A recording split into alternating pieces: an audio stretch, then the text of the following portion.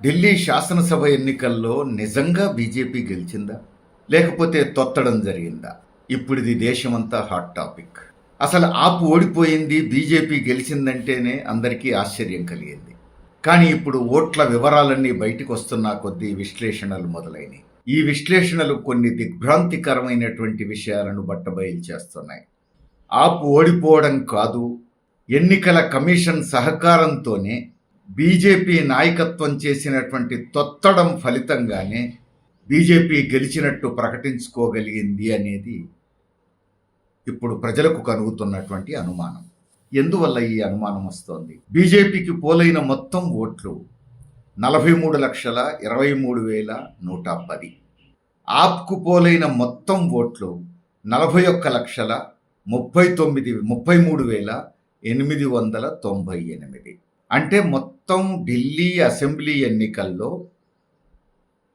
ఆప్ కన్నా బీజేపీకి అదనంగా వచ్చిన ఓట్లు 1,89,212. అంటే కేవలం 1,89,212 ఓట్ల తేడా ఆప్ ఓడిపోయినట్టు, బీజేపీ గెలిచినట్టు తీర్పును తారుమారు చేసింది. అట్లా జరిగే అవకాశం లేదా అంటే ఉంటుంది. టఫ్ ఫైట్ ఉన్న చోట, ఓటర్లు రాజకీయంగా షార్ప్గా డివైడ్ అయి ఉన్న చోట అట్లా జరగవచ్చు కూడా.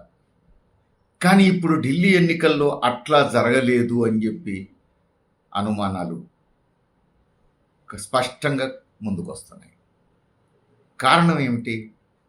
గత పార్లమెంట్ ఎన్నికలకు ఇప్పుడు ఢిల్లీ శాసనసభ ఎన్నికలకు మధ్య కేవలం 7 మాసాల్లో 4 లక్షల మంది కొత్తగా ఓటర్లుగా నమోదు చేసుకున్నారు. దేశంలో ఏ రాష్ట్రంలోనూ ఎక్కడ ఈ స్థాయిలో కొత్త ఓటర్ల నమోదు జరగలేదు. ఇది ఒక్క ఢిల్లీ రాష్ట్రంలో మాత్రమే జరిగింది. మనం ఆంధ్రప్రదేశ్, తెలంగాణతో పోల్చుకున్న గత 5 సంవత్సరాల్లో తెలంగాణలో పెరిగిన ఓట్లు 5 లక్షలు. ఈ 5 సంవత్సరాల్లో ఆంధ్రప్రదేశ్లో పెరిగిన ఓట్లు 6 లక్షలు. కానీ ఢిల్లీలో పెరిగిన ఓట్లు 8 లక్షలు. ఈ 3 రాష్ట్రాల జనాభాలో పెద్ద తేడా లేదు. తెలంగాణ కంటే ఇంకా ఢిల్లీ జనాభా తక్కువ. ఈ 8 లక్షల పెరుగుదలలో 4 లక్షలు కేవలం 7 మాసాల్లో పార్లమెంట్ ఎన్నికల తర్వాత మాత్రమే పెరిగినాయి. ఇది అసాధారణం. అంటే సరిగ్గా గత ఎన్నికల సమయానికి లేని ఓటర్లు కొత్తగా ఇప్పుడు వచ్చారు అని అంటే, పార్లమెంట్ ఎన్నికల సమయానికి కూడా లేని ఓటర్లు కొత్తగా ఇప్పుడు వచ్చారు అని అంటే 4 లక్షల మంది ఓటర్లు ఈ 7 మాసాల మధ్యలోనే పుట్టారా? వారికి సరిగ్గా ఈ 7 మాసాల్లోనే ఓటు హక్కు వచ్చేసిందా? సహజంగానే ఆశ్చర్యకరమైనటువంటి ప్రశ్నే అవుతుంది. ఇప్పుడు మనం కేజ్రీవాల్ పోటీ చేసిన నియోజకవర్గం చూస్తే, 5 ఏళ్ల కింద కేజ్రీవాల్ గెలిచినప్పుడు ఆ నియోజకవర్గంలో ఉన్న ఓట్లలో 39,757 ఓట్లు తొలగించబడ్డాయి. అంటే 4వ వంతు ఓటర్లు తమ ఓటు హక్కును కోల్పోయారు. ఒక నియోజకవర్గంలో 4వ వంతు ఓటర్లు ఓటు హక్కును కోల్పోవడం అనేది ఎక్కడైనా మనం చూసామా? ఇది అసాధారణంగా కనపడుతుంది. అంతేకాదు, ఢిల్లీ ఎన్నికల్లో గతంలో ఆప్ గెలిచి ఇప్పుడు ఓడినటువంటి స్థానాల్లోనే అత్యధికంగా తొలగించబడ్డ ఓట్లు అక్కడే, కొత్తగా నమోదైన ఓట్లు కూడా అత్యధికంగా అక్కడే. అంటే గత ఎన్నికల్లో ఆప్ ఓడిపోయి బీజేపీ గెలిచినట్టుగా చెప్పినటువంటి సీట్లు, అంటే 5 ఏళ్ల కింద ఆప్ ఎమ్మెల్యేలుగా గెలిచి మొన్న ఎన్నికల్లో ఆప్ ఓడిపోయి బీజేపీ వైపు తీర్పు వచ్చిందని చెప్పబడుతున్నటువంటి సీట్లలోనే అత్యధిక ఓటర్లకు ఓట్లు రద్దు చేయబడ్డాయి. అత్యధికంగా కొత్త ఓటర్ల నమోదు కూడా ఆ నియోజకవర్గాల్లోనే జరిగింది. సహజంగానే ఇది అనుమానాలకు అవకాశం ఇస్తుంది. ఆ నియోజకవర్గాల్లోనే ఓటర్లు ఎందుకు తొలగించబడ్డారు? ఆ నియోజకవర్గాల్లోనే ఇంత పెద్ద ఎత్తున కొత్త ఓటర్లు నమోదు ఎట్లా జరిగింది? ఇది ఎవరికైనా వచ్చే అనుమానమే. అందుకని న్యాయబద్ధంగా ఉన్న ఓటర్లకు ఓటు హక్కు లేకుండా చేసి దొంగ ఓటర్ల నమోదు జరిగిందా? ఆ విధంగా ప్రజల హృదయాల్లో ఆప్ ఉన్నప్పటికీ ఎన్నికల మాయాజాలంలో తొత్తడం చేసి ఓడిపోయినట్టు బీజేపీ గెలిచినట్టు ప్రకటించుకున్నారా? ఇదే ఈరోజు ప్రజల ముందు ఉన్నటువంటి ప్రశ్న. ఎందుకంటే ఇవన్నీ లెక్కలేవు, అభిప్రాయాలు కాదు, స్పష్టంగా లెక్కలు ఉన్నాయి. ఎన్ని ఓట్లు రద్దయినాయి, ఎన్ని కొత్త ఓట్లు నమోదైనవి, ఏ ఏ నియోజకవర్గాల్లో అవి రద్దయినాయి, ఏ ఏ నియోజకవర్గాల్లో కొత్త ఓటర్లు వచ్చారు, బీజేపీ గెలిచిందెక్కడ, ఆప్ గెలిచిందెక్కడ, ఇవన్నీ క్రిస్టల్ క్లియర్గా స్పష్టంగా ఉన్నటువంటి అధికారయుత లెక్కలే. కాబట్టి ఇప్పుడు ఈ ప్రశ్నలకు ఎన్నికల కమిషన్ సమాధానం చెప్పాలి. ఎన్నికల కమిషన్ ఏం సమాధానం చెప్తుంది? ఇప్పుడు వీటికి ఎన్నికల కమిషన్ ఏమీ సమాధానం చెప్పదు. ఎందుకంటే ఇది కేంద్ర బీజేపీ చేతుల్లో పావుగా మారింది, ప్రధానమంత్రి చేతుల్లో పావుగా మారింది. ఈ మాట ఎందుకు చెప్తున్నాం? గత పార్లమెంట్ ఎన్నికల సందర్భంగా కూడా దిగ్భ్రాంతికరమైనటువంటి లెక్కలు బయటకు వచ్చినాయి. సుమారు 5,14,00,000 ఓట్లు పోలైన ఓట్ల కంటే అదనంగా లెక్కించబడ్డాయి అని మొత్తం మీడియాలో కోడై కూసింది. అసలు పోలైన ఓట్ల కంటే లెక్కించిన ఓట్లు ఎక్కువ ఎట్లుంటాయి? పోలైన ఓట్ల కంటే లెక్కించిన ఓట్లు తక్కువ ఉండే అవకాశం ఉంటుంది. 100 ఓట్లు పోలైతే 10 ఓట్లు మురిగిపోతే 90 ఓట్లే లెక్కిస్తారు. కానీ 100 ఓట్లు పోలైతే 110 ఓట్లు లెక్కింపు ఎట్లా సాధ్యమైంది? దేశంలో 5,14,00,000 ఓట్లు పోలైన ఓట్ల కంటే అదనంగా లెక్కించబడ్డాయి అని అంటే ఈ మాయాజాలానికి కారణం ఏమిటి అనే ప్రశ్న అప్పుడే వచ్చింది. అనేక మంది మేధావులు ఎన్నికల కమిషన్ అప్రోచ్ అయ్యారు. ఎన్నికల కమిషన్కు మెమరాండం ఇచ్చారు, వివరణ ఇవ్వాలి అని, వాస్తవాలు బట్టబయలు చేయాలి అని, విచారణ జరపాలి అని. ఎన్నికల కమిషన్ నోరు మెదపలేదు.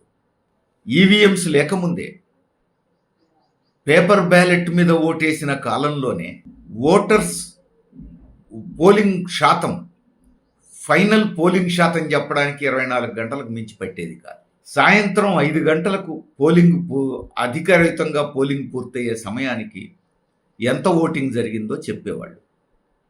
ఆ తర్వాత కాంపౌండ్లో ఉన్న వాళ్ళందరికీ ఓటేసే అవకాశం ఉంటుంది కాబట్టి వాళ్ళందరూ పూర్తిగా ఓటేసేంత వరకు అవకాశం ఇస్తారు, గేట్లు తాళవేసి. కాబట్టి రాత్రి ఎప్పుడో పూర్తయితాయి అవన్నీ. అందుకని అవన్నీ కూడా కలిపి తుది ఓటింగ్ శాతం చెప్పడానికి తరువాత రోజు సాయంత్రం దాకా టైం పట్టేది. ఇదంతా ఎలక్ట్రానిక్ యుగం రాకముందు, ఇంటర్నెట్లు లేకముందు, పేపర్ బ్యాలెట్టే ఉన్నప్పుడు చేసిన పని. ఇప్పుడు ఇంటర్నెట్ యుగం, సెల్ ఫోన్లు వచ్చినాయి, పేపర్ బ్యాలెట్లు కాదు, ఈవీఎంలు బటన్ నొక్కితే మొత్తం కంప్యూటర్లో లెక్కలు వచ్చేయాలి. ఇలాంటి సమయంలో సాయంత్రం 5 గంటలకు పోలైనటువంటి పోలింగ్ శాతం చెప్పిన తర్వాత తుది పోలింగ్ శాతం ప్రకటించడానికి ఎన్నికల కమిషన్కు 6 నుంచి 10 రోజులు పట్టింది. కారణం ఏమిటి? అంత సమయం ఎందుకు పట్టింది? ఈ మూల నుంచి ఆ మూలకు ఈ లెక్కలు రాసుకున్న కాగితం తీసుకొని పోయి ఢిల్లీలో ఎన్నికల కమిషన్కి ఇవ్వడానికి గుర్రం మీద సైనికుడు పోవాల్సి వచ్చిందా? బస్సులో పోవాల్సి వచ్చిందా? 6 రోజుల నుంచి 10 రోజులు ఎట్లా పడుతుంది? సెల్ ఫోన్లో ఫోన్ చేసి చెప్పడానికి కూడా 6 నిమిషం చాలు కదా, మెయిల్ పంపడానికి కూడా 6 నిమిషం చాలు కదా. ఈ ప్రశ్నకు ఎన్నికల కమిషన్ నుంచి సమాధానం లేదు. అప్పుడే సందేహం కలిగింది, అసలు మోడీ మరొకసారి అధికారంలోకి ఎట్లా వచ్చాడు, 3వసారి ప్రధానమంత్రి ఎట్లా అయ్యాడు, ఈ లెక్కలన్నీ తొత్తడమే అనే అనుమానం ప్రజలకు వచ్చింది. ఈ ఎన్నికల్ని ఏ మేరకు విశ్వసించాలి అనేటువంటి భయం కూడా మొదలైంది. అక్కడితో ఆగలేదు. మహారాష్ట్ర శాసనసభ ఎన్నికలు, హర్యానా శాసనసభ ఎన్నికలు, ఉత్తరప్రదేశ్ శాసనసభ ఎన్నికల్లో కూడా మరికొన్ని కొత్త విషయాలు బట్టబయలేవి.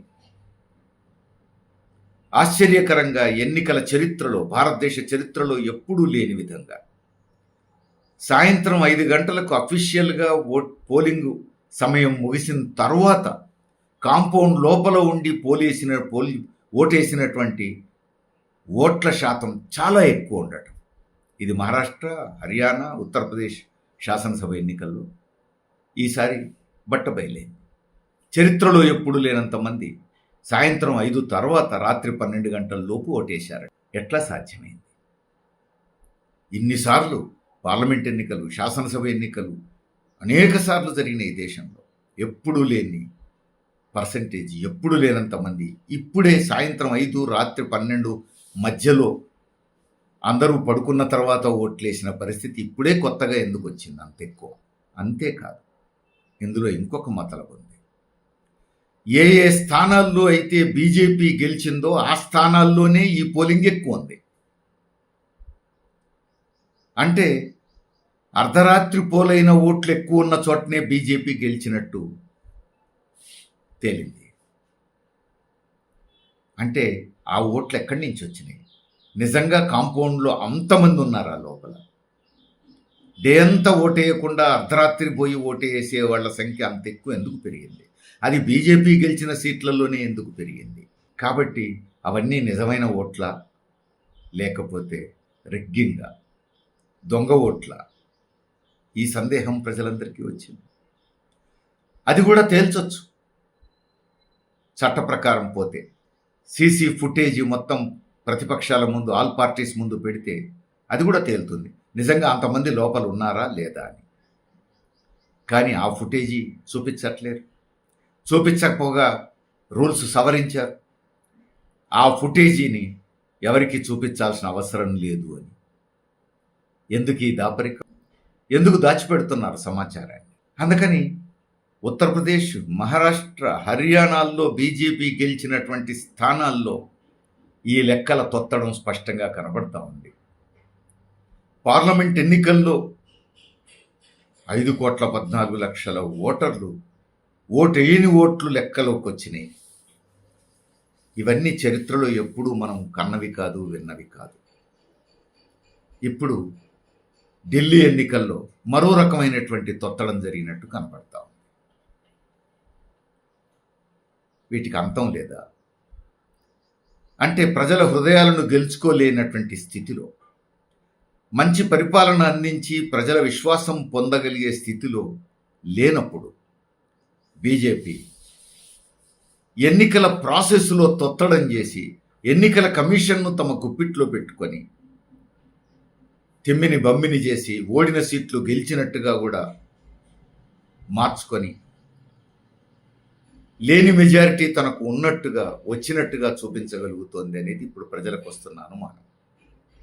అనేక మంది జర్నలిస్టులు విశ్లేషణ చేస్తున్న వాళ్ళందరూ చూపిస్తున్న లెక్కలు చూస్తుంటే ప్రజలకు సహజంగానే అనుమానం వస్తుంది. మరి ఈ పార్లమెంటరీ వ్యవస్థలో ఎన్నికల ప్రక్రియ చాలా కీలకమైంది.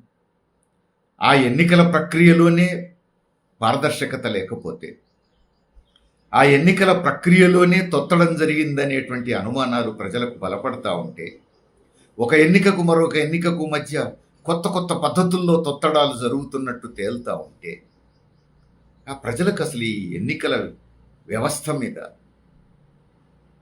విశ్వాసం సన్నగిల్లితే దానికి ఎవరిది బాధ్యత? ఎన్నికల కమిషన్ జవాబు చెప్పాలి.